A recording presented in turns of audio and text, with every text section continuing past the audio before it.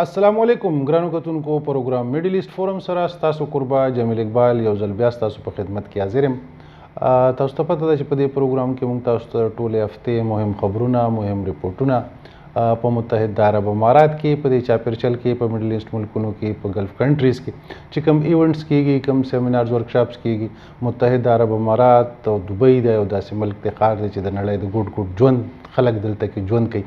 د هغې مختلف ایونټس سیمینار ورکشاپس په نړیوال کچ او په نیشنل لیول باندې دلته کې مختلفې میلې مختلف کانفرنسز کېږي. په لکونو تعداد کې پاکستانیان دلته کې ژوند کوي. د هغې مختلف جرګې مرکې کېږي. نو زموږ کوشش وي چې تاسو ته دا ټول نیشنل انټرنیشنل ایونټس د ټول هفته کې چې څه شوي وي یا د پاکستانیانو کومې جرګې مرکې شوي وي زموږ کوشش وي چې تاسو ته موږ هغه په دې خپل میډل ایست فورم کې وښیو. کتونکو موږ سره نن 5 ریپورټونه دي. اولنی ریپورټ موږ سره ګلف انفارمیشن ټیکنالوژي ایگزیبیشن جی ټیکس په نوم باندې دا د 10 تاریخ نه تر 14 اکتوبر لږ پرونه پورې د 15 ورځو ایونټو 240 ایډیشن یو جی ټیکس یقینا چې د ټیکنالوژي کوم جدید انوینشنز دي د هغې حوالې سره دا یو سالانه ایونټ دی چې دا پرون په ورلډ ټریډ سنټر دوبۍ کې ختم شو. نو زموږ سره اولنی ریپورټ دا دی. زموږ دویم ریپورټ په شارجه ایکسپو سنټر کې د 2 نومبر نه تر 14 نومبر پورې د شارجه انټرنیشنل بک فیر کوم ایگزیبیشن دی 140 ایډیشن د تیرو 140 کالونو دا سالانه بنیاد باندې انټرنیشنل بک فیر چې کوم دی په شارجه کې کیږي. نو هغه را روان دی. زموږ دویم ریپورټ په هغې تاسو ته وښیو. کتونکو زموږ دریم ریپورټ متحده عرب امارات همیشه په هر سخته کې په هر تکلیف کې د پاکستانی عوامو سره د پاکستانی رونو سره کاغه زلزله راغلی ده که تیر سیلاب راغلی ده یا د 2022 سیلاب راغلی ده نو همیشه متحده عرب امارات د ټولو ملکونو نه مخکې ځان رسولی دی امداد ور رسولی دی. نو زموږ سره د کراچۍ نه ریپورټ دی چې په هغې کې چې په کراچۍ کې کوم د متحده عرب امارات کونسل جنرل دی هغوی په کوم خبر نیوز سره خبرې کړي دي. نو هغه ریپورټ په تاسو ته ښیو. همیشه زموږ دپاره د خوشحالۍ خبره وي چې هیمانی ګروپ آف کمپنیز 13 ورځ د حکومت پاکستان نه د برانډ آف د ایئر ایوارډ د صدر اسلامي جمهوریه پاکستان عارف الوي په لاس باندې وصول کو. نو موږ د خپل طرف نه هیمانی ګروپ ته مبارکي وایو. نو دغه ریپورټ ته موږ سره زموږ په پروګرام 15 او اخري ریپورټ د عورت فاونډیشن چیرپرسن ریحانه عزیز د متحده عرب امارات په دوره راغلی وه او د زنانو د ایجوکیشن حوالې سره زموږ مشر زمرد بنوري صاحب هغوی سره یو مرکه کړې وه. هغه ریپورټ ته موږ سره خو اولني ریپورټ طرف ته ځو. ګلف انفارمیشن ټیکنالوژي ایگزیبیشن جی ټیکس په نوم باندې چې د 10 نه تر 14 اکتوبر پورې په ورلډ ټریډ سنټر دوبۍ کې سرته ورسېده. راځئ چې وګورو دا ریپورټ.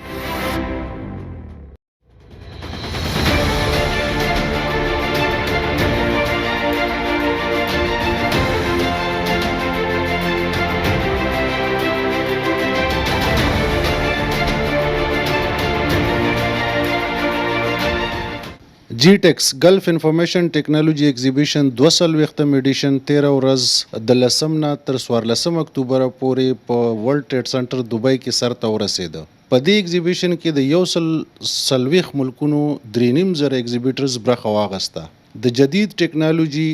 15 ورځنۍ شو کې جدید کمپیوټر روبوټس سپرکار او جدید سمارټ فونز ډسپلی کړی شوي وو. د نوي ایجاد شوي ټیکنالوژي د معرفي کولو سره سره د ایگزیبیشن په سایډ لاینز کې روان کانفرنسو کې د نړۍ د مختلفو ملکونو وزیرانو چې د پاکستان مشري پکې د انفارمیشن ټیکنالوژي وزیر سید امین الحق کولا نور حکومتي چارواکو او ګڼ شمېر د ټیکنالوژي د دنیا نوموړو خلکو برخه واخیسته. یاد دې وي چې په دې ایگزیبیشن کې د پاکستان 50 کمپنیز هم د ایگزیبیشن کې برخه واخیسته. اعوذ باللہ من الشیطان الرجیم بسم اللہ الرحمن الرحیم. آج دبئی میں جائٹیکس میں آمد اور اتنے بڑے طریقے سے جسے کہتے ہیں کہ کمپنیاں موجود ہوں تو دیکھ کے خوشی ہو رہی ہے کہ پاکستان ٹیک پاکستان کا جسے ہر جگہ بینر نظر آ رہا ہے اور ٹیک پاکستان ڈیسٹینیشن کے ہر جگہ لوگو نظر آ رہا ہے. تو یقیناً اس سے نہ صرف مجھے خوشی بلکہ یہاں پورے گلف میں رہنے والے پورے پاکستانیوں کی خوشی ہے. پچھلے سال بھی جب میں اسی جگہ پر آیا تھا تو انفارچونیٹلی صرف 9 کمپنیاں جائٹیک سے موجود تھی.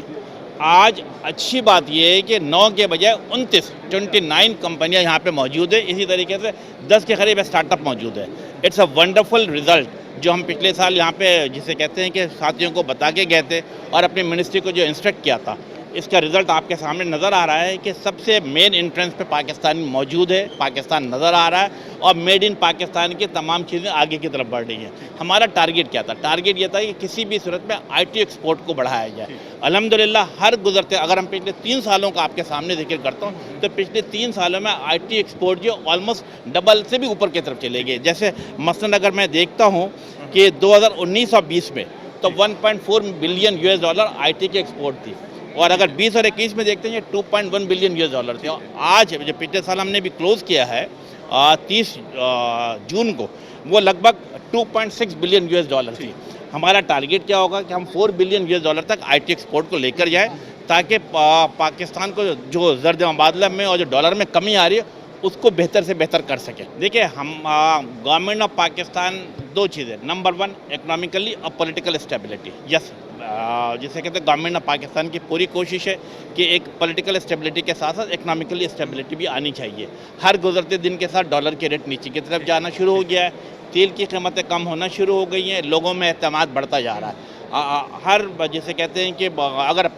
جسٹ ٹیک دی ایگزامپل آف موبائل مینوفیکچرنگ, پاکستان میں جب شروع ہوا تو پہلے لوکل کمپنی تھی, نیشنل کمپنی تھی. الحمدللہ اب سیمسنگ پاکستان میں موبائل مینوفیکچرنگ شروع کر چکا ہے, نوکیا ان دا پروسیس آف ڈوئنگ دیٹ. تو یہ چیزیں انویسٹمنٹ پاکستان کی طرف آنا شروع ہو چکی ہے. ہماری خواہش ہوگی کہ پاکستان میں بیرون ممالک کے لوگوں کا اعتماد ہو. اور نمبر 2 امپورٹنٹ یہ ہے کہ لا اینڈ آرڈر. یس, لا اینڈ آرڈر کی سچویشن جو آج سے 4 سال پہلے 8 سال پہلے خراب تھی, اب کافی بہتری ہو چکی ہے. بڑی اچھی بات آپ نے بات کی ہے. میرا خیال ہے پاکستان ہیڈ اے پاپولیشن آف 220 ملین پیپل.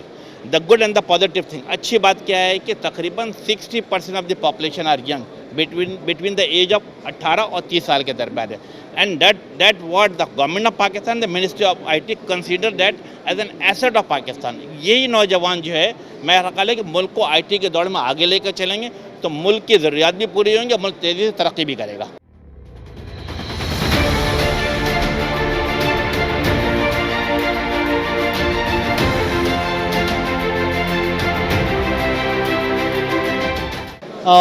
Thank you for being here. It's a dream come true. ہمارا یہ خواب تھا کہ پاکستانی آئی ٹی کمپنیز کی جو صحیح پوٹینشیل ہے اس کے حساب سے ہم ان کو ریپرزینٹ کریں, پوری دنیا میں پاکستانی گورنمنٹ ان کو سپورٹ کرے. تو یہ ماشاءاللہ سے اب آپ یہ دیکھ رہے ہیں کہ اب ہم جہاں بھی جا رہے ہیں ہماری کوشش یہ ہے کہ پاکستان کے شایان شان ہماری کمپنیز کے لیے انتظام ہونا چاہیے. ان کی جو ریپرزنٹیشن ہے وہ اسی طرح سے ہو جس کا وہ رائٹلی ڈیزرو کرتے ہیں. تو یہ اب ہم نے تقریباً 210 اسکوائر میٹر کا دبئی میں مین بالکل انٹرنس آف جائٹیکس پہ ہم نے یہ اسٹال لیا ہے. ساتھ میں اس کے علاوہ پاکستانی کمپنیز کے لیے میٹنگ ہالز وغیرہ بھی سارے بک کیے ہیں. دی آئیڈیا از کہ پاکستان کی برانڈ کو آگے لے کے جانا ہے. ہم نے ٹیک ڈیسٹینیشن پاکستان کی برانڈنگ کو اڈاپٹ کیا ہے, وچ از ناؤ اے کنٹری لیول برانڈ, وچ از ناؤ انٹرنیشنل برانڈ. اور پاکستان کو ہم چاہتے ہیں کہ وہ ریکگنائز ہو ایز اے ٹیکنالوجی ڈیسٹینیشن فار دی ریسٹ آف دا ورلڈ. اب آپ دیکھیں گے کہ دنیا بھر کے تمام میجر ایونٹس کے اندر پاکستان اسی شایان شان طریقے سے, اسی شان و شوکت سے ہم پاکستان کو ریپرزینٹ کر رہے ہوں.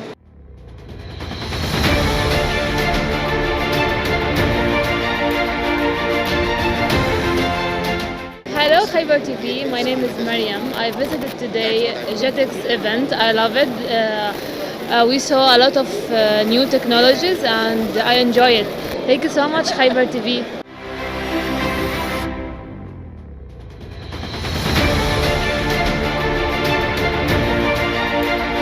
ٹیکنالوجی ایگزیبیشن جیټیکس 42 ایډیشن د لسم نه تر 14 اکتوبر پورې یعنې تر پرونه پورې هغه سرته ورسېده. دا هر کال دلته کې جیټیکس ایونټ کیږي او دا 42 ایډیشن. جیټیکس څنګه چې تاسو ته د نوم نه پته لګي ګلف انفارمیشن ټیکنالوجي ایگزیبیشن دی, نو دې کې جدید چې کوم انوینشنز دي د ټیکنالوجي حوالې سره, انفارمیشن ټیکنالوجي حوالې سره, نو هغه پکې ډسپلی کیږي. تاسو پکې وکاته په دې کې چې روبوټس او سپر کار, جدید کمپیوټرز او دغه سي جدید چې کوم سمارټ فونز دی هغه پکې ډسپلی شي چې کوم کانفرنسز کې د سایډ لاینز باندې پاغې کې د پاکستان د وفد مشري د پاکستان د انفارمیشن ټیکنالوژي مشر سید وزیر سید امین الحق کوله دغه سي د نړۍ د مختلفو ملکونو منسټرز مختلف حکومتي چارواکي او د انفارمیشن ټیکنالوژي سره چې کوم ټیلنټډ خلک د ګڼ شمیر کې دې کې شرکت کړو کتونکو زه خپل دویم ریپورت طرف ته د شارجه انټرنیشنل بک فیر 140م ایډیشن د 2 نومبر نه تر 14 نومبر پورې په ایکسپو سنټر شارجه کې شروع کیږي راځي چې وګورو دا ریپورت شارجہ انټرنیشنل بک فیر یعنی شارجہ عالمی کتاب میله به د نومبر د میاشتې په 2 نیټه شروع کیږي او د نومبر د 14 نیټې پورې به شروع وي. په دې شارجہ انټرنیشنل بک فیر کې 15 ملکونه شرکت کوي او 2214 پبلشرز په دې کې ګډون کوي. As Consul General of Italy in Dubai and the Northern Emirates, I am very pleased that Italy has been selected as a guest of honor of this year's edition. We are proud that we will be able to present a very rich and diverse program,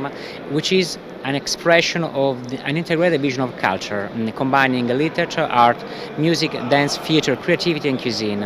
all aspects which are fundamental in Italian culture. Well, people will be surprised about the richness of the program, the richness and the diversity of the program. I think they will be spoiled about the gastronomy program, and I read the name of the chefs who will be attending, and these are very famous chefs in Italy and around the world. But I also read the name of the interesting authors who will took part in the program, who are famous, important and very wise authors in their respective fields. We will be pleased that Khyber News will cover the event day by day and will offer his viewers an insight presentation of all the activities of the Sharjah Book Fair, and I hope so also about the Italian participation at this important fair. 13 ورځ په شارجه کې شارجه بک اتھارټي په هډ افیس کې د شارجه انټرنیشنل بک فیر 140م ایگزیبیشن حواله سره یو خبري کانفرنس وشو. د دې خبري کانفرنس مشري هز ایکسلنسی احمد بن رکات الامیری چیئرمین اف شارجه بک اتھارټي کوله. هز ایکسلنسی احمد بن رکات الامیری هغه میډیا ته وی چې دا د شارجه انټرنیشنل بک فیر 140م نمایش دی. په دې موقع باندې په 140م نمایش کې ایټلی کونسلیټ او سفارتخانې ته د میلمستیا اعزاز ورکړی دی. په متحده عرب امارات کې د ایټلی کونسلیټ او امبیسی به آنریبل ګیسټ وی د شارجه انټرنیشنل بک فیر. په دې موقع هز ایکسلنسی احمد بن رکات الامیری چیئرمین اف شارجه بک اتھارټي خیبر نیوز ته د شارجه انټرنیشنل بک فیر حواله سره څه دارنګ معلومات ورکړو. The Sharjah International Book Fair, it is the event where the world meet. 95 countries put their trust in Sharjah. 2,213 publishers from around the world are coming. A lot, over hundreds of authors from all around the world are coming. There's a big names coming from India, Pakistan, from everywhere in the world. There's a lot of program in Urdu, there's a program in Hindi, there's a program in English, Filipino, different languages of the world, Italian, everywhere. Every language you can hear in Sharjah. Yes, there is, and we're going to spread their name soon, and we'll share it with you soon. Okay. We didn't share the whole name now. Okay. There's more names are there. और पाकिस्तानी जो यूएई में लिव करता है, रहता यूएई में, हम लोग वो लोग के लिए पूरा को बोलता आओ शारजा बुक फेयर में, तुम लोग के लिए कुछ भी मिलेगा, स्पोर्ट मिलेगा, थिएटर मिलेगा, ड्रामा मिलेगा, बुक मिलेगा, और हम लोग के लिए पूरा दुनिया को बोलता पढ़ने से हम लोग आदमी हो सकता पढ़ने से. جی کتونکو د شارجه انټرنیشنل بک فیر 140م ایډیشن د 2 نومبر نه شروع کیږي تر 14 نومبر پورې. یاد دی وی چې د تیرو 140 کالونه د شارجه بک فاونډیشن د کوششونه دي د کتاب د لوست په اهمیت باندې خبره کیږي. په دې کې د 95 ملکونو 2214 چې کوم پبلشرز دي نو هغه دلته کې په دې ایگزیبیشنز کې په شارجه ایکسپو سنټر کې په دې کې برخه اخلي او خپل بوکس چې کوم دی هغه به ډسپلی کیږي. د یقینا چې بک شارجه انټرنیشنل بک فیر چې کوم دی د دې مقصد د کتاب سره مینه او لوستلو سره مینه او د هغې اهمیت باندې چې کوم دی نو آګاهي ورکول دي. ولې چې اوس دا کله نه انفارمیشن ټیکنالوژي راغله، انټرنیټ راغی، نو یقینا که موږ وګورو خپل چاپېرچل کې چې موږ به کله داسې سټوډنټ سره لاړو، ملګرو سره به لاړو، نو په هغې کې به خامخا بکس په پراته وو، د هغې دپاره به یو الماری وه، نو د هغه بکس تعداد که موږ وګورو نو هغه رسته رزه کمیږي. او که بل طرف ته موږ وګورو نو که بکس پراته هم وي خو د هغې ځای چې کوم دی نو هغه ستا د انفارمیشن ټیکنالوژي ګوګل او انټرنیټ اخیستی دی. نو یقینا چې دا ډېره ښه خبره ده. د 15 ملکونو 2214 پبلشرز چې کوم دی په دې ایگزیبیشنز کې برخه اخلي د 2 نومبر نه تر 14 نومبر پورې. نو تاسو هم دلته کې متحده عرب امارات کې چې څوک نو خامخا دې ته وزټ وکړئ، تاسو پکې د خپل خوښې کتابونه چې کوم دی هغه کتی شئ. کتونکو زه خپل دریم ریپورټ طرف ته. متحده عرب امارات همیشه په هره سخته کې د پاکستان مدد کړی. زمونږ د کراچۍ سنټر ریپورټ دی او دلته کې چې کوم کونسل جنرل دی د متحده عرب امارات په کراچۍ کې هغوی سره زمونږ همکار خبرې اترې کړي دي. راځئ چې وګورو دا ریپورټ.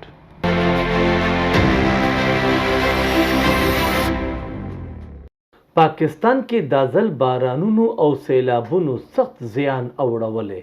چې له وجې ترې په کروڑونو خلک متاثره شوي، کوم چې لا تر اوسه په مختلفو خیمو او کیمپونو کې په ژوند تیرولو مجبوره دي. د سیلابونو نه زیات سند او بلوچستان متاثره شوي. دا وخت په نړۍ کې ټول هیوادونه پاکستان کې سیلاب نه متاثره خلکو مرسته روانه ساتلې ده. د پاکستان سره د ورورولۍ کردار لوبونکی هیواد متحده عرب امارات د اولنې ورځ نه مسلسل که خوراک دی، که دوايانې او که د بحالۍ په اړه نور ضروري سامان د روزانه په بنیاد رالیږي او په دې اړه په پاکستان کې د خیر ښېګړې ادارو سره هم اوږه په اوږه ولاړ دی. پاکستان کې د متحده عرب امارات کونسل جنرل بخیت العتیق رمیتی خبر نیوز سره په خصوصي مرکه کې ویلي چې پاکستان زموږ لپاره د یو ورور حیثیت لري چې تر څو دا متاثره خلک هر یو خپل کور ته نه وي تللی، تر هغې به زموږ مرسته او امداد به جاری وي. عزت مآب شیخ محمد بن زاید آل نہیان ہمارا صدر آف یو ای کا، اور عزت مآب شیخ محمد بن راشد نائب صدر آف یو ای کا، ان کی ہدایت پہ، ان کی آرڈر سے ہم لوگوں نے شروع کیا اور ان کی فالو اپ، ہر وقت ان کی فالو اپ. اور جب وہ لوگوں نے اتنا بڑا ڈیزاسٹر دیکھا ہوا، وہ سارا اداروں کو جیسے ہلال احمر کو، شارجہ فاؤنڈیشن، شیخ زاید فاؤنڈیشن، شیخ محمد بن راشد ہیومنٹریشن، اور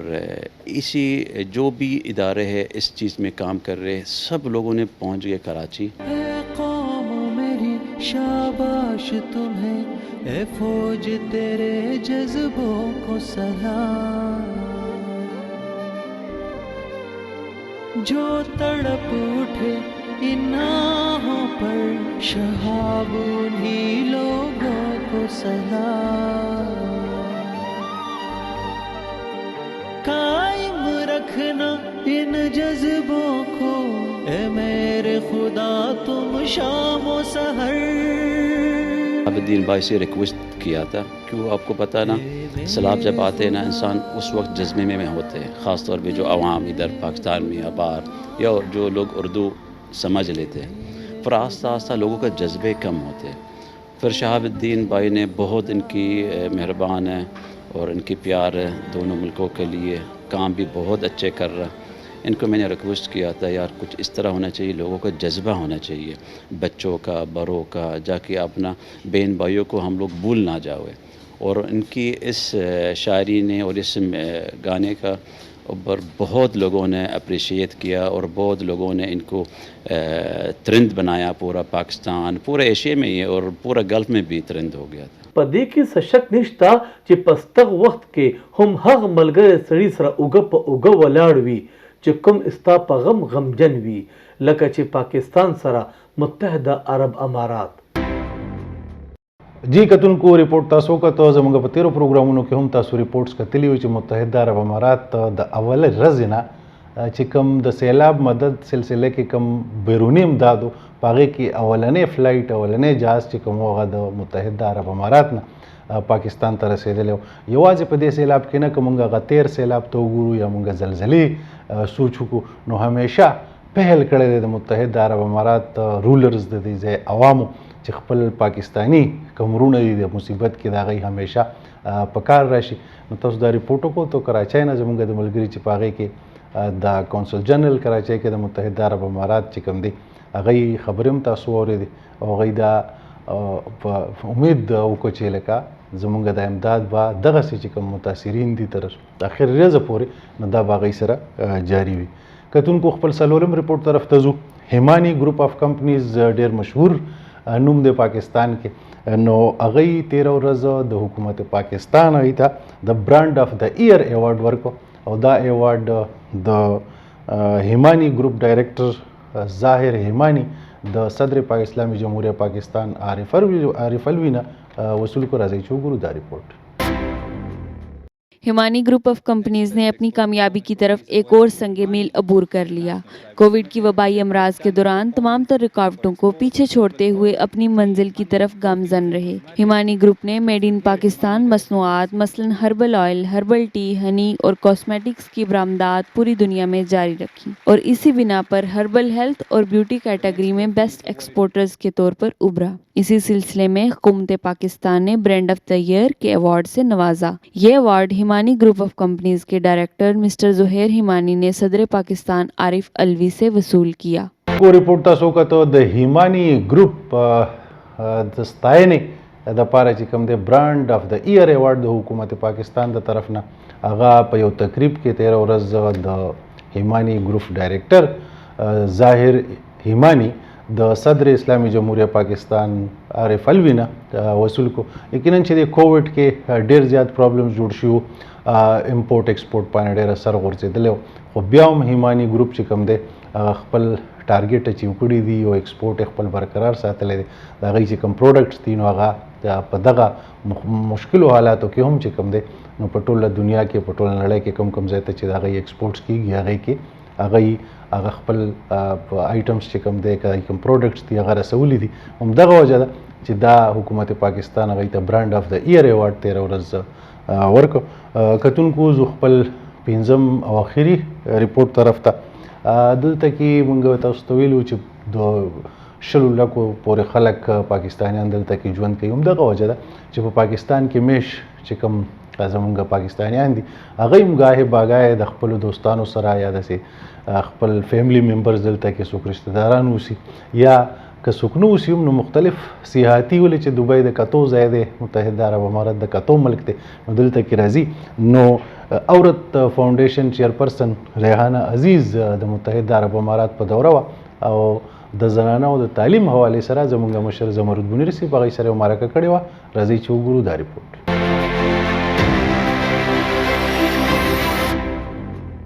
د ځان دپاره هر څوک کار کوي، خو هغه انسان چې دی هغه الله ته نږدې کوم چې الله بندګانو دپاره کار کوي، د هغوی دپاره. او الله پاک وایي چې هغه سړی زما دوست دی کوم چې زما د بندګانو دوست دی. نو د کونډو یتیمانانو غریبانانو دپاره بیا د خویندو دپاره کوششونه کول چې دا ډېر ګران کاري. زموږ یو خور ده چې هغه د تمام خدمتونو ته هغې ملا تړلې ده، کلکه ولاړه ده. د دې بنیادي طور تعلق د ضلع دیر سره د پر دیر کراچۍ کې اوسیږي. نن موږ بلنه ورکړې ده ریحانه عزیز صاحب ته. ریحانه په خیر علی، تاسو ته په خیر علی ویم. بہت بہت شکریہ. ډیره مننه تاسو ماته د نه مخکې هم چې زه راغلی وم دلته تاسو ماته آواز کړی و، دلته ما زما انټرویو شوی او دې پرې بیا تاسو چې هغه خبر شوي چې زه راغلی یم تاسو ماله ټایم راکړه او دونه ریسپیکټ راکړه او دونه ښه انټروډکشن زما وکړو. خدا درنه مطلب ویټ وایز تا درنه ویل یا ویټ مطلب خو ستا ډېر کم دی ځکه چې جینکۍ چې که نه هغه ځان سمارټ ساتي او دا مطلب دا دی چې زموږ په پښتو ژبه کې زموږ کلتور کې مطلب موږ درون هغه ته وایو چې هغه له خدای پاک عزت ډېر ورکړي.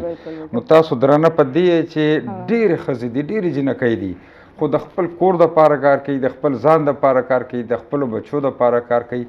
خو درنه هغه چې هغه د نورو خلکو دپاره کار کوي د نورو د بچو دپاره کار کوي. نو وزن ستاسو ډېر کم دی او بیا دا تاسو کم شوز په دې کې خو ټول ورځ منډې وهلی شي که نه نو ستاسو وزن نه زیاتېږي. او تاسو جینکۍ چې خوراک هم نه کوئ که نه تشې سبزیانې خورئ سلاد خورئ ځکه چې بیا وایي وزن زیاتېږي که نه. نو ما په هغې دغه باندې ولي نور تاسو سمارټ یې داسې څه فکر مه کوئ که نه.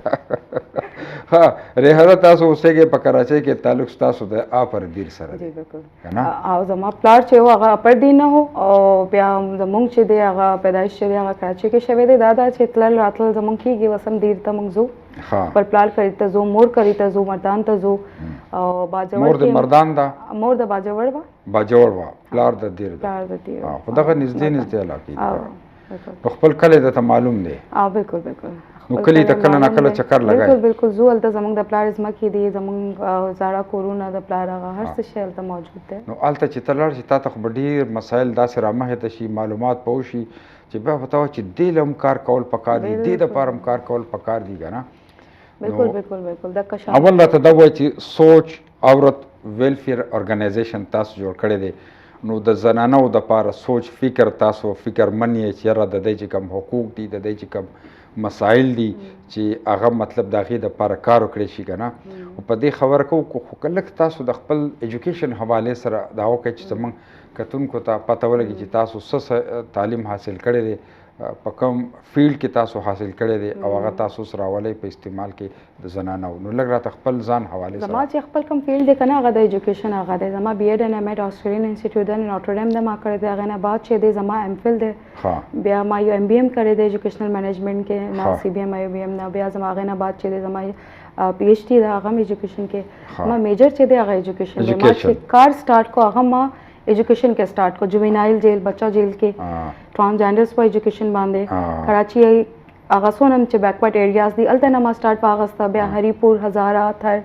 کوئټه د ټول سټیز کې ما په ایجوکیشن باندې کار سٹارټ کې ډیر زیاتو کو ځکه چې تاسو بی ایډ کړی دی ایم ایډ کړی ایم فل کړی دی پی ایچ ډي ټول په ایجوکیشن کې کړی هر څه ایجوکیشن کې زموږ صاحب یو بل شی زه دلته کلیر کوم زما خپل ایجوکیشن ما ډیر مشکلات نه گین کړي زموږ په فیملی کې هم ایجوکیشن کانسپټ نه او اسپیشلی ګرلز د لپاره بیخي نه و زه فرست اف اول زه داسې وم چې ما ویل چې نه ایجوکیشن ډیر امپورټنټ دی او زما انټرست ډیر زیاتو په دې کې نو ما خپل ځان د لپاره فایټ وکړو بیا فیملی د لپاره فایټ وکړو بیا رو خپل سټي د لپاره بیا نور پاکستان د لپاره او زه ویم چې انټرنیشنلی زه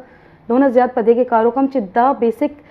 نیډ دی د هر چا هر ښځې هغه هر سړي هغه د هر چا دا نیډ دی چې ایجوکیشن ایټ لیسټ هر چا ته ملاو شي هر ماشوم ته ملاو شي. ایجوکیشن انسان نه چینج کوي هغه پوره نسلونه چینج کوي. یو انسان هم چې ایجوکیشن حاصل کړي نو د هغې څونه نسلونه چې دي چې راځي هغه پوره د هغې د وجې نه چې دی ډېر غټ چینج په هغې کې راشي. نو زما چې کوشش د هغه دا دی چې دا ایټ لیسټ هر چا ته د ایجوکیشن ملاو شي چې هغوی ته پته ولګي. ایجوکیشن دا نه دی چې تاسو ته ښه جاب ملاو شو تاسو لایف سټایل امپروو شو ایجوکیشن تاسو ته انسانیت ښیي تاسو کې څنګه د بل انسان دپاره فیلینګز راځي درد راځي هغوی تکلیف ته ګورئ ځان باندې تاسو محسوس کوئ او نورو دپاره خدمت کوئ کار کوئ. دنیا ډېره لږه ده انسان هغه ژوند ډېر کم دی ډېر زر زر تېرېږي پته هم نه لګي زموږ بچپن څنګه تېر شو اوس ایج دونه زر زر تېرېږي پته مو نه لګي سال تېر شي خو چې دا څونه انسانیت خدمت چې دی دا تاسو له انسان له چې هغه زړه هغه سیټسفیکشن ورکوي هغوی زړه سکون کې شي تاسو بل چا له خدمت وکوئ بس ایجوکیشن ما گین کو زه دا شی ټرانسفر کم نورو له ورکم هغه به نورو له ورکوي دا زموږ ذمہداري ده. خپل نبی د طرف نه موږ ته تعلیم ملاو شوی دی هغې نه بعد دا سلسله جاری شوې ده هر چا ته ملاویږي هر یو چې دی هغې نن سبا خلکو هغه کانسیپټ دا دی تا تعلیم حاصل کو بس خپل جاب ښه جاب ته ملاو شي ښه پیسه درته ملاو شي ښه دا شی نه صرف ایجوکیشن نه زم چې تاسو ځان سره نور خلک هم چینج کړئ ځکه چې موږ ځان له چې پیدا شوي وو موږ دونه ایجوکیټډ نه وو موږ هم لایف کې داسې خلک راغلي دي چې هغوی د وجې نه موږ نن دلته رسېدلي یو نو ولې نه موږ هم نورو دپاره داسې وکړو چې هغوی هم چې دی هغه لایف چینج شي او د هغوی د ماشومان ورسره چینج شي خو دا زما په مایند کې دا شی نه دي نو دا ماته موټیویټ کوي چې نه ایجوکیشن ډیر امپورټنٹ دی او دی باندې خاص کر دا وایم چې تاسو والا کې شو لکه لوور دیر شو اپ پر دیر شو زمو بنیر شو باجوړ شو پاره کې اوس خیر لکه د زنانو تعلیم طرف ته توجه ورکوي او کیږي کنه او خاص کر زمونږ دغه بیکورډ چې کوم علاقې دي د هغې چې کوم جنکۍ دي په شروع کې زه یم چې هغوی ته د تعلیم حوالې سره څه وایي چې یاره ډېر پیرنټس یې وایي که تعلیم وکړي جواب به نه کوي ډاکټره به جوړ شي په کور کې به ناستی که نه مطلب ایم فل به کړی پی ایچ ډي به کړي خو چې جواب به نه کوي دا الاؤډ نه حالانکې دلته یوې کې تاسو وګورئ ایرپورټ کې چې تاسو راکوشئ په هر یو کاونټر جنکۍ ناستي په بلدیه کې جنکۍ به ناستي په اتصالات کې به جنکۍ ډیوټي کوي په خپل اسکار په خپل ابایا اچولي که نه خطرونه ښه اسلامي ملک دا دی نو څه به وایي د دغې خاص کر زموږ د بیکورډ علاقو دي جنکو ته د هغې پیرنټس ته د تعلیم حوالې سره دا چې تاسو خبره وکړه دا خو مین میجر پرابلم دی ایجوکیشن هم حاصل کړی دی بلا شي جنکۍ د سیدي بالکل ټیک خبره ده هغوی ایجوکیشن گین کړی دی خو هغوی ته بیا هسبینډ د سایډ نه الاو نه ان لاز نه الاو کوي سم ٹائم دسی چې هغه خپل کور کې والد اسٹرک کی یا هغوی هغه روریان اسٹرک کی اچھا اب یہاں پہ میں تھوڑا سا اردو میں بات کرنا چاہوں گی تھوڑا سا تاکہ میں اس کو کلیئرلی آپ کو ایک چیز کو بتا سکوں کہ ایجوکیشن یہ نہیں ہے کہ بس آپ نے حاصل کر دی اور چھوڑ دیا جو لوگوں کے مائنڈ میں کانسیپٹ ہے لائک جس طرح سے میں کوئٹہ گئی تھی اور تھر گئی تھی ان کا یہ ہے کہ شاید اگر بچی پڑھ جائے گی تو وہ باغی ہو جائے گی وہ ہمارے آگے کھڑی ہو جائے گی اور وہ جو ہے ہم سے آنکھوں میں آنکھیں ڈال کر بات کرے گی اور اس کو اپنے حقوق پتہ چل جائیں گے جس طرح سے ابھی بھی اگر دیکھا جائے تو وراثت میں لڑکیوں کو حصہ نہیں دیا جا رہا بہت کم ایسی جگہ ہے میں یہ نہیں کہتی ابھی بھی بعض عورتیں ایسی ہیں جن کو حد سے زیادہ حقوق مل رہے ہیں جو نہیں ہیں ان سے بھی زیادہ مل رہے ہیں لیکن بعض ایسی ہیں جن کو نہیں مل رہے ان کو بالکل بھی نہیں مل رہے لیکن قرآن ایسی بہترین تعلیم ہے کہ اس میں جتنے حقوق آئے ہیں ہم کہتے ہیں کہ بس اتنے مل جائیں بہت ہیں عورت کے لیے اس میں ہر چیز کو کلیئرلی ڈیفائن کیا گیا ہے ہر چیز کو کلیئرلی بتایا گیا ہے اب بھائی یہ سمجھتا ہے کہ بہن کو اگر جاب کی اجازت دیتی تو وہ آزاد ہو جائے گی اچھا باپ کے دماغ میں بھی یہ ہے کہ لوگ برا سمجھیں گے اس کو یہ ڈر ہوتا ہے پتہ نہیں رشتہ پھر اس کا اچھا آئے گا کہ نہیں آئے گا جاب کرنے والی بچیاں ہیں امیج ایسا ہے لوگ بتاتے ہیں جس طرح میں جوینائل جیل کی اگر اگزامپل دوں میں نے وہاں جب کلاسز دینا شروع کی تو مجھے اتنا ڈرایا گیا شروع میں پولیس ایسی ہوتی ہے یہ کر دیں گے لیکن جب میں وہاں گئی اندر انٹرویو میں نے اسٹارٹ کیا تو وہاں پہ کچھ بھی ایسا نہیں تھا جب تک آپ کریں گے نہیں آپ کو سمجھ میں نہیں آئے گا یہ لوگوں کی بنائی ہوئی کہانیاں ہیں لوگوں کی کریٹ کی ہوئی چیزیں ہیں آپ خود اگر ٹھیک ہیں اور آپ میں نے دیکھا ہے بہت ساری جنگوں میں عورتوں نے شرکت کی ہے حجاب کے ساتھ جہاز چلائے ہیں حجاب کے ساتھ اور ہر کام ٹیچنگ کر رہی ہیں ڈاکٹر ہیں انجینئر ہیں ہر کام کر رہی ہیں اگر آپ کی فیملی ایسی ہے کہ اسٹرک ہے تو بے شک آپ حجاب کے اندر آپ سارے وہ کام کر سکتے ہیں اور ہر وہ کام کر سکتے ہیں یہ تو آپ پہ ڈپینڈ کرتا ہے اس میں ہم یہ نہیں کہتے کہ آپ چھوڑ دیں پردہ چھوڑ دیں یا اگر کرنا شروع کر دیں پردہ وہ آپ کا اور اللہ کا معاملہ ہے ٹھیک ہے وہ آپ کی مرضی انسان اچھے سے اپنا اچھا برا سمجھتا ہے قرآن ان کے سامنے موجود ہے ان سے وہ سب کچھ سیکھ سکتے ہیں پڑھ سکتے ہیں دیکھ سکتے ہیں لیکن یہ ہے کہ اگر آپ نے پڑھ لیا تو اس کو آپ کو ایک تو آپ کو اپنی نالج دوسروں میں ٹرانسفر کرنی ہے تاکہ دوسرے بھی اس کا فائدہ اٹھائیں اور دوسرا یہ کہ ضرور آپ اس کو کسی اچھے کام میں استعمال کریں تاکہ آپ کی محنت بھی خراب نہ ہو اور تعلیم آپ کو اچھا ہے آپ بہت سارے لوگوں سے ملتے ہیں آپ کو لرننگ ہوتی ہے آپ اور مزید چیزیں سیکھتے ہیں اگر پڑھ کے میں صرف بیٹھ جاؤں گی تو میں بلینک ہو جاؤں گی پڑھا لکھا جو جتنا پڑھا ہے وہ بھی بھول جاؤں گی اور آگے جتنا ہمارا زمانہ ترقی تیزی سے کر رہا ہے مجھے کچھ نہیں پتہ چلے گا تو فائدہ نہیں ہے وہ ساری چیزیں میری ضائع ہو گئیں تو تعلیم ایسی چیز ہے کہ میں کہتی ہوں کہ اگر پڑھا ہے تو آپ اس میں اسٹیپ لیں اور گھر والوں سے بھی میں یہ ریکویسٹ کروں گی کہ جہاں اتنا بڑا دل کیا اور پڑھایا آپ نے تو وہاں تھوڑا سا اور ٹرسٹ کر ان کو وہ کریں کیونکہ اگر دیکھیں کوئی برائی ہوتی ہے کچھ ہوتی ہے چار دیواری کے اندر بھی ہو جاتی ہے اس کے لیے آپ کا آزاد ہونا ضروری نہیں ہے کہ آپ کو بالکل آزادی دے دی جائے جہاں کچھ ایسا کچھ ہونا ہوتا ہے تو اس میں آپ کو اللہ اور آپ کا معاملہ ہوتا ہے آپ کب تک ایک سامنے والے سے ڈرتے رہیں گے خوف کرتے رہیں گے اگر آپ کا دل صاف ہے آپ کا ضمیر صاف ہے آپ پیور ہیں آپ صاف ہیں تو آپ کو اگر آزاد بھی چھوڑ دیا جائے تو میں نہیں سمجھتی کہ آپ میں اس قسم کی کوئی برائی آئے گی یا کچھ ہوگا جنہوں نے کرنا ہے وہ تو آپ ان کو چار دیواری کے اندر بند کر کے رکھیں وہ چیزیں ہو جائیں گی لیکن اللہ نے عورت کو اس طرح سے بنایا ہے کہ وہ نسلیں جو ہوتی ہیں ان کا دار و مدار اس ایک ماں پہ ہوتا ہے اگر ماں پڑھی لکھی ہو جائے تو میں کہتی ہوں کہ وہ سارے کے سارے اپنے بچوں کو اور آنے والی نسلوں کو بہت زیادہ تبدیل کر دیتی ہے تو اس وجہ سے میرا فوکس زیادہ تر ماں پہ ہوتا ہے ہاں اگر ہم نے ماں کو پڑھا لکھا بنا دیا تو اس کا مطلب یہ ہے کہ بھائی بھی پڑھ لیے اور اس کا مطلب یہ ہے کہ وہ اس کے جتنے بھی اس کے آس پاس جتنے مرد ہیں بیٹے ہیں اس کے آنے والے تو ظاہر سی بات ہے وہ میں یہ نہیں کہتی کہ عورت صرف عورت ہے عورت کو تبدیل کرنے سے پورا ایک گھر کا ماحول چینج ہو جاتا ہے اس میں سارے آدمی بھی آ جاتے ہیں کیونکہ آدمیوں کے بغیر تو کچھ بھی نہیں ہے ایک اللہ نے ایک چیز کو درجہ زیادہ دیا, اس کو اشرف المخلوقات میں جو ہے ہائر اس پہ رکھا, تو ہم اس میں کچھ نہیں کر سکتے. یہ اللہ کی طرف سے دی ہوئی چیز ہے. ہاں البتہ ہم کوآپریٹ کر سکتے ہیں, اس کے ساتھ ہاتھ بٹا سکتے ہیں, اور جو ہمیں ذمہ داریاں دی گئی ہیں اس کو ہم پورا کر سکتے ہیں. تو یہ ساری چیزیں جو ہیں وہ جی زبردست.